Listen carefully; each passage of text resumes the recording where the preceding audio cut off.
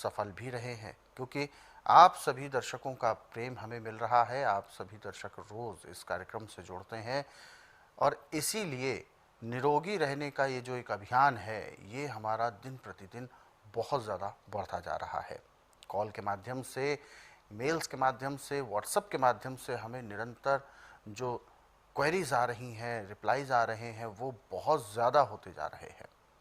और इसीलिए हम आप सभी से अनुरोध भी करते हैं कि इस गति को आप बिल्कुल बरकरार रखें, क्योंकि अपनी सेहत पर ध्यान देना ये सबसे ज़्यादा ज़रूरी है। जीवन का जो अमूल्य धन है वो अपने शरीर में आरोग्यता है। तो इसी आरोग्यता को रखना है आपको बरकरार। और कैसे होगा, इसीलिए हम ये कार्यक्रम में रोज़ाना अलग अलग विषयों पर, अलग अलग रोगों पर चर्चा करते हैं, ताकि आपको हर एक चीज़ के बारे में बारीकी से बताया जा सके। आज के इस अंक में भी हम एक ऐसे ही विषय पर बात करेंगे। इससे पहले कि हम कार्यक्रम को शुरू करें, आप सभी से अनुरोध है कि कार्यक्रम को जब भी आप देखने बैठते हैं तो कॉपी और पेन साथ में लेकर बैठें। जो भी नुस्खे, जो भी उपचार और जो भी सलाह आपको दी जाए, उनको आप नोट ज़रूर कर लिया करें, ताकि आपके जहन में उम्र भर ये सब चीज़ें बनी रहें। तो चलिए शुरू करते हैं आज के एक मुख्य विषय पर चर्चा। गुरुजी, आज के इस अंक में हम आंतों को लेकर बात कर रहे हैं। आंतों में अक्सर ऐसे रिपोर्ट्स में भी आता है और प्रॉब्लम हो जाती है ज़ख्म हो जाने की, परंतु यहाँ पर एक और सवाल उठता है कि आंतों के अंदर ज़ख्म हो जाना ये किस तरीके की रोग है, क्योंकि आंतें जो हैं वो एकदम सेफ हमारे शरीर के अंदर है, क्यों होता है ऐसा? आंतों में जख्म होने के दो मुख्य कारण। अच्छा। पहला कारण है कब्ज। जब कब्ज होती है तो लैट्रिन अंदर जैसे कांकर होते ऐसे उसमें कांकर से बन जाते हैं। जब वो सरकते हैं तो आंतों को काटते हैं। अच्छा। जख्म हो गए। और दूसरा है कि आप काम कर रहे हैं या झगड़ा हो गया, किसी ने पेट में मुक्का मार दिया, तो जहाँ पे आंत के अंदर पखाना सूखा था वहाँ पे चोट लगी, जख्म हो गया, वो जख्म फैलता जाता है।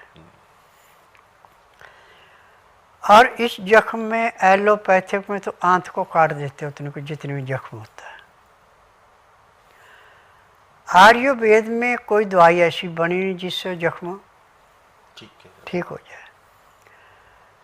परंतु मेरे स्वास्थ्य विचार में हर एक रोग को बड़ी गहराई से लिया गया है। और मैं नाड़ी वैद्य हूँ, ना तो मैं रोगी से पूछता ना मशीन से टेस्ट करता। आंगली ने जो रिपोर्ट दी है उसके अनुसार इलाज करता हूँ। और मुझे 10,000 जड़ी बूटियों की पहचान है जिनसे मैं दवाइयाँ बनाता हूँ। और मेरी अपनी फार्मेसी दवाइयाँ बनाने की, ये दवाइयाँ रजिस्टर्ड है, पेटेंट है, इनका साइड इफ़ेक्ट कोई नहीं है। और यहाँ गारंटी से इलाज किया जाता है। आपको एलोपैथिक में, आयुर्वेद में, यूनानी में, होम्योपैथी में कोई गारंटी नहीं देगा। यहाँ पे कितना भी आपका पुराने से पुराना रोग है, कितना भी बिगड़ा हुआ रोग है, जिस दिन आएंगे उस दिन 10 से 15% आराम तो परमानेंट आपको उसी दिन मिल जाएगा जिस दिन आप आएंगे। और 15 दिन में 40 से 50% आराम मिल जाएगा। महीने 1.5 महीने रोग समाप्त होगा, दवाइयाँ बंद हो जाएंगी। मेरे आश्रम की दवाई सारी उम्र नहीं खिलानी पड़ती, केवल उतने दिन खिलानी जितने दिन रोग है। अब जिसकी आंतों में जख्म है उसमें मैंने सबसे पावरफुल दवाई ली है बी दाना। बी दाने के बीज मुंह में डाल के उसका गोंद सा बन जाता है। अब इसको आस्ता आस्ता चूसते गए, सटकते गए, तो आंतों में जाके ऐसे बैठता है जैसे प्लास्टर कहीं से उतर जाए और उसको अच्छी तरह से दोबारा वज्रपुर सीमेंट मिला के उसको बिल्कुल प्लेन कर देते हैं, पता नहीं लगने देते हैं यहाँ प्लास्टर जड़ा है। ऐसे आंतों के अंदर की मरम्मत हो जाती है। और जो हमेशा 12 महीने पपीता खाता उसकी आंतों में जख्मों का भी होता है नहीं। पपीता भी दाने जैसा काम करता है, परंतु वो पपीता वही है जो पेट से पका हुआ है। जो मसाले से पका हुआ आएगा वो उस रोग को नहीं काटता। इस बात का ध्यान रखना।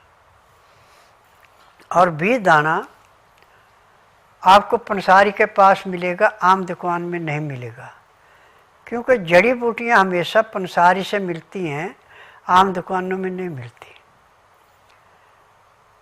और जितने भी जड़ी बूटियाँ हैं इनके सबके अपने अलग अलग गुण हैं। यदि जड़ी बूटियाँ का ज्ञान आपको हो गया, उनके गुणों की आपके अंदर भरपूर मात्रा में वृद्धि हो गई, तो आप हर एक रोग को ऐसे समाप्त कर सकते हैं जैसे गर्मियों में बर्तन में रखा हुआ पानी गर्मी से भाप बन के उड़ जाता है, ऐसे रोग समाप्त हो